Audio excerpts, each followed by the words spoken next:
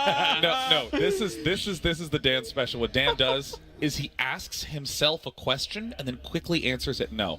Are you going to defend this with tanks? No, you're not. Yeah, that's true. No. He's too long. Well, I don't want Tasteless to answer because what if he's like, I'm like, maybe. yes, you will. We'll just have to see. I don't know.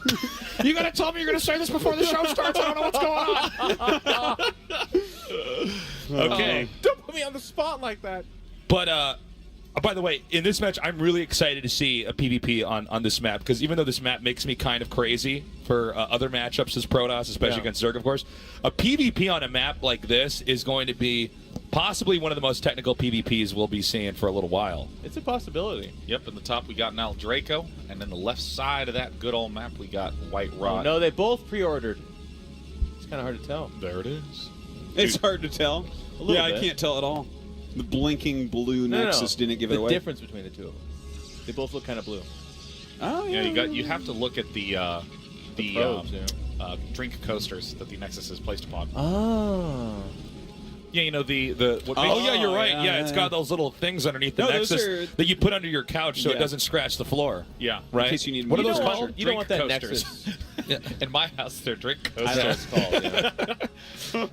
Yeah, you know what makes this map really, really cool, since the players are pretty much just, to repeat the matchup, they're going to be going for something that is very Dragoon-focused, supplemented by Reavers, in, a variety of orders, but most of the time it converges to roughly that mid-game.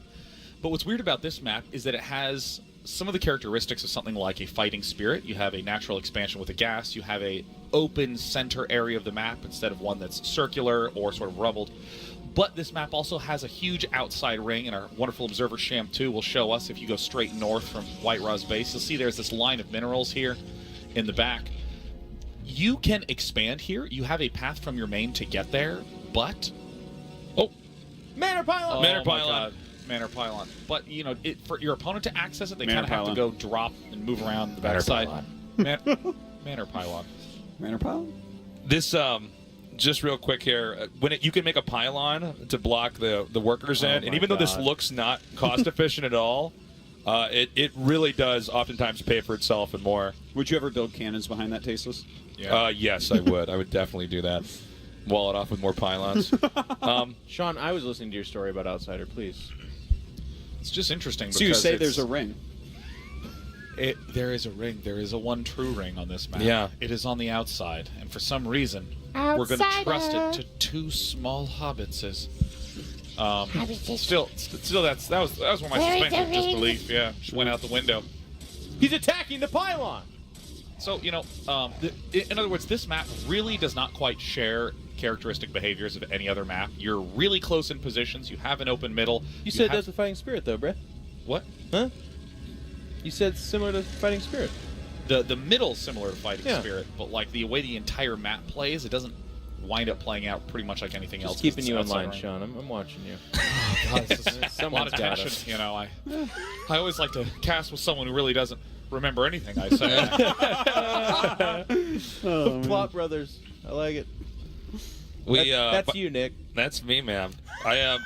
I gotta say on this map, by the way, it's actually pretty tricky to get an expansion up. You can be punished in so many different ways, no matter where you go. Dude, I thought you were about to explain the ring for a second. I was like, this is playing out so perfectly. That would be funny.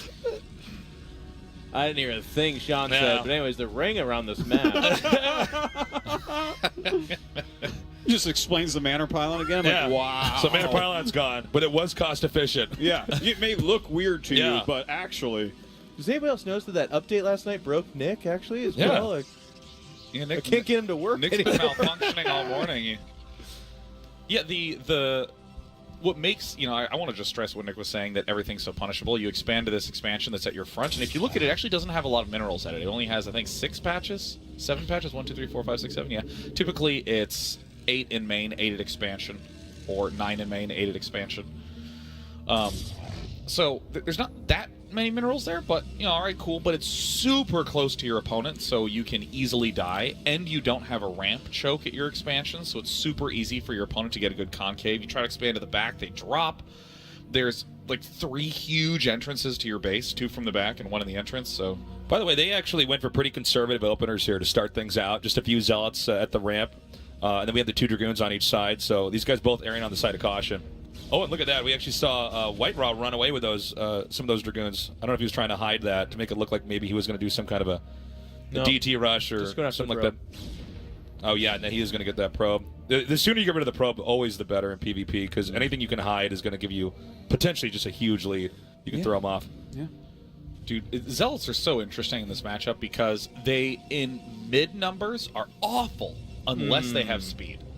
But in really small numbers, they're super important against enemy Dragoons because they take half damage from Dragoons, and a Zealot beats a Dragoon in a one-on-one. So, like... What do you guys think about WhiteRa taking the base up there? Up at the top? Doesn't that seem taking like the mineral base? The mineral base, but you know, in that location, that seems like it's going to be really punishable. Yeah, by Draco. Like that could be. I mean, I actually just like what Draco's doing a lot more by taking this natural down here. Well, if he's taking a mineral-only base and it's towards Draco, doesn't this kind of point us towards he might want to get aggressive?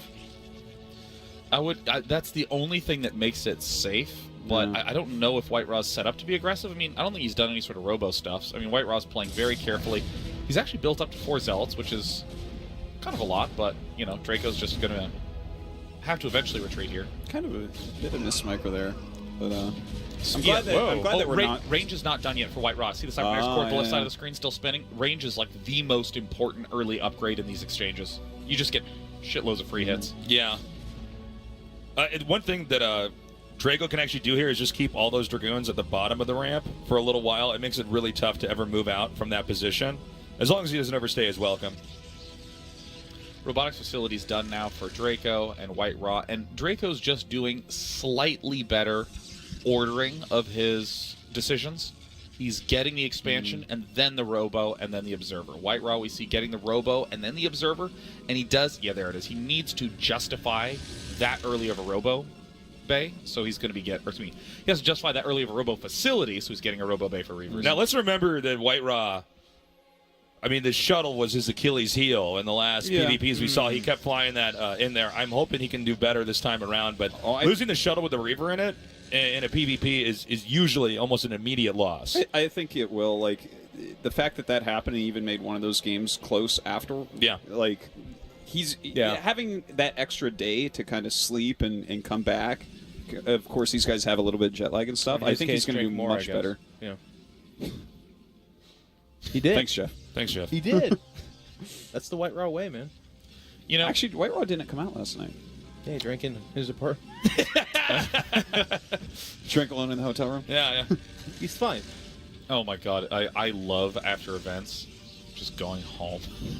Just like getting on my phone and like surfing the internet, man. Yeah. Partying. Like, that's what I do in Korea after GSL, man. I just go home. It's great. It's like, hey, do you want to hang out some? No. I'll see you tomorrow. Yeah, that's what happens. I'm like, you want to like get a beer or something? Dan's like, no, not really. I gotta go. There's computers at my house. I'll leave you here. Goodbye. Dude, my man after my own heart. Yep. Now, is that 84 supply for Nal Draco or 74 supply? It's 84. Damn. 84. Damn. 10 higher. It's 110. What are you talking about? No. Shuttle's going to come out here. Okay, now this is going to be one of the big moments. Is how. There's only Zealots here, so how does the shuttle die? You might be right. There are no Dragoons in the main, right? Oh, there's one. There's one. So it'll take a few shots, but it will kill it. This is a good angle. This is a really good angle from WhiteRa. There's a shuttle. Oh, this is really good. Oh my God. 8 kills. Oh my god, he's actually going to be able to get these Zealots too. Wait, there's Dragoons. Run! Go! Oh my god, he gets out. Oh, wait, he's coming in to intercept. He's coming in from the bottom. It's already He's chewing on the goldfish. Yep. There's that. That's the Draco phase. Goldfish are so delicious. Once I feast upon WhiteRa's shuttle, I shall have Okay, he got away. He did it. Good job. It's going to die later. It has to. Well, I mean, the WhiteRa is, as much as we were joking about the snipes on his shuttles earlier, outside of those snipes, the shuttle Reaver control was so good. Yeah, that's all right. I thought it was kind of crazy he stayed and started shooting the Zealots. Like, you know those Dragoons are coming, but, I mean, if he gets away, it's crazy. fine. Yeah. I think that's really smart for this particular timing, because in the mid-game, there's a Zealot flood. It's when you stop making Dragoons, because Dragoons are good in middle numbers, but they suck in big numbers. The Zealots are way better at breaking right? in. He has speed. He should be getting it. Sometimes you'll see people actually getting Storm, but if we don't have a Temple Archives, then, yeah, I mean, we have to assume 100%. You got to be careful when you get a ton of Zealots, just because if a couple Scarabs connect perfectly with the Zealots, they're completely eliminated and don't factor into the battle in your favor at all. Yeah, but if you can get good surface area on the Dragoons, then you are in amazing shape. So Draco's going to be trying to deal damage to the Zealots, as Nick said, and WhiteRa's going to be trying to get pickoffs on those Reavers. Here's the big engagement. Zealot speed is done for WhiteRa, and there's the drop, and WhiteRa's got to be looking for the Okay, Reavers. this is pretty well placed here by... Oh, okay, he actually loses that shell. In fact, Draco... There's no Reavers really in it this time. Really good positioning here. And, wow. Just terrible. Yeah, WhiteRa, he's just not as good, it seems like, as Draco at the actual engages. This is kind of one of the brutal things about this matchup, is you just have to get so good at controlling Dragoons and the Shuttle and the Reaver. And we're seeing this happen a lot between Draco and WhiteRa in this rematch here, is that every time, no matter how good the strategy is or the harass is, when it comes to the actual big fight, Draco's got way better control, and he's always in a better position. One thing I just want to note about Scarabs, we love to joke that Scarabs are the dumbest units ever, but the way that they glitch is actually very predictable. So you just have to be very intelligent with your Reaver. This may buy him time. If he can get a few more Dragoons out. Yeah. Because obviously the Reavers have to slow walk down here now. We'll see if he can actually take it. He basically wants to try to fight the Dragoons while most of his Dragoons stay out of range of the Reaver. Oof. Yeah, I don't know if he's holding this. Good luck with that, man. Those slugs are coming in.